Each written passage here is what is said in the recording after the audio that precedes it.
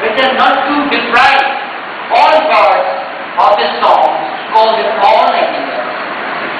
What is the meaning of that?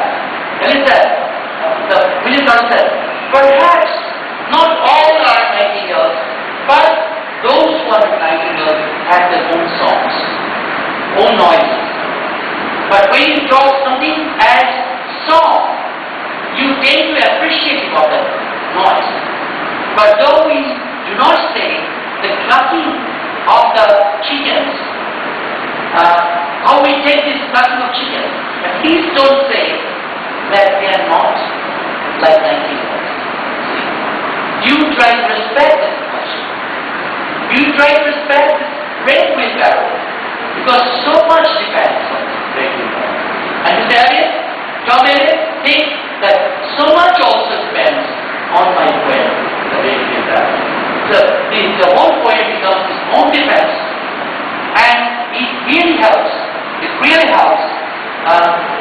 advance the cause of new modernism, standards.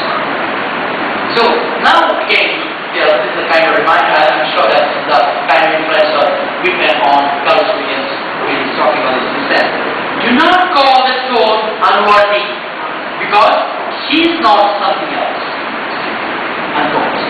Do not call the toad unworthy, because she is not something else. Which means that not because he is human, don't call him he is not unworthy. So we have in our new republic, in our new nation, with also toads and humans, with tigers and mice. They are all respected. There is not debate. So always these people, you can see the pressure of the Americans, and which they feed the nation, and from which they try to free themselves. Always they were heavily traumatized. We can always see that when they came to the nation, they do not really like to remember of the past. That's why they try to transform, change their own language pattern. They have their own dictionary, own spelling system, they have their own ways of life, they have their own tongue and terminology now. So anything English, anything traditional is a reminder of this past preparation. So, and Williams, and this is, that's why I'm telling you that what he is talking about is expanded sympathy. So that is the top. Expanded sympathy. That you should not really confine your sympathy only for the selected few who are sort of privileged, who are in the center, but you must also expand your sympathy for the others, because otherwise the democratic ideals, they cannot exist. But this nation has been created because of the ones who were neglected, repressed and persecuted in your country, in your nation. So, and you know that Elliot volunteered to transform himself into a British in 1927, and afterwards, and when he really converted to Anglicanism, from agnostic, he was abandoned by his fellow modernists. And Whitman said, including the cost of, and he said, expand your sympathy. He said, at any cost. Remember this, what's that? Expand it at any cost, even including the cost of culture and civilization. And this vindication of the human elements over even culture. And remember, this is not like yesterday. Eliot would never sacrifice the individual to culture, or he would never sacrifice culture to individual. So, but he says that do it at any cost, even if the cost of culture, the cost of civilization. And we can praise animals over human beings there, this point. In other words, it's praising nature over culture. Praising nature over culture. Just different. Remember this, I told you, and he said, this line for you.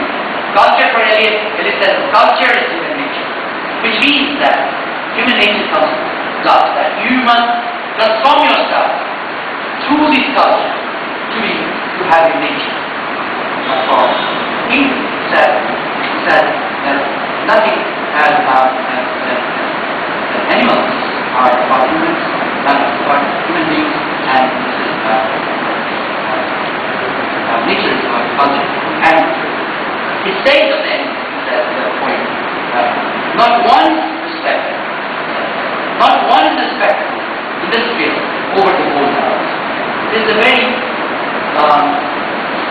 strange sentence. Not one respect. Who is that? Who is that? The human being.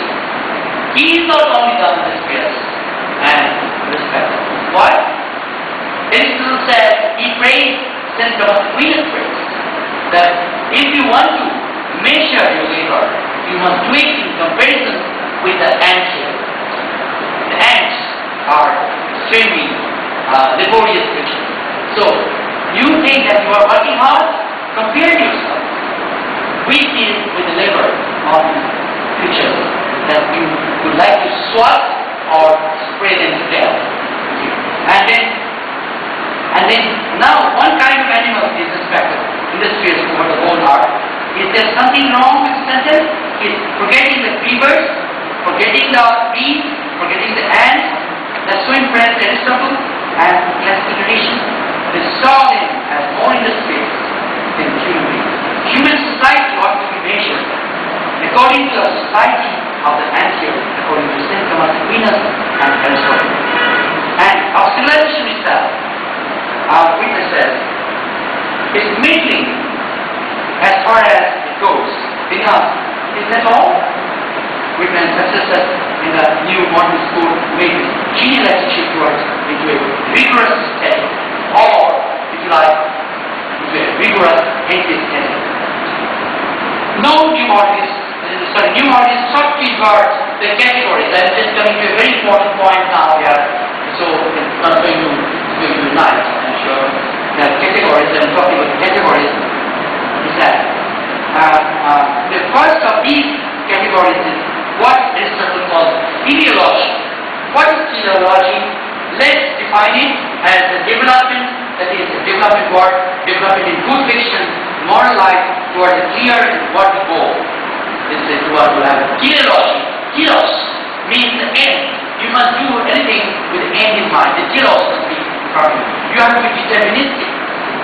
In other words, that before your destination will be known to you, you must know where you are going. This is called teleology and telos.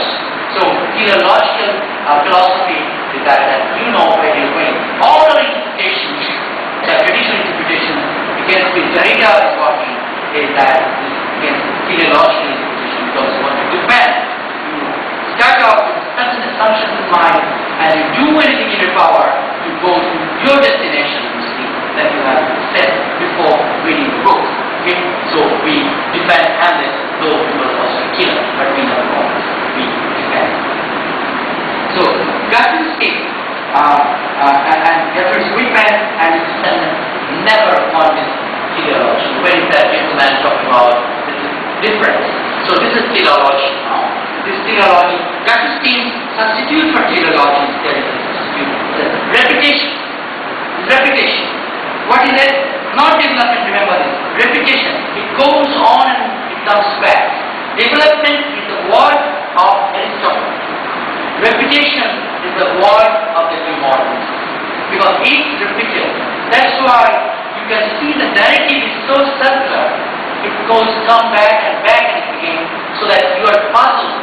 Those whose taste is brought up on Aristotle's critics is puzzled to see that we never reach a conclusion with coming back to square one. You see that we can never go to a conclusion because the mythos.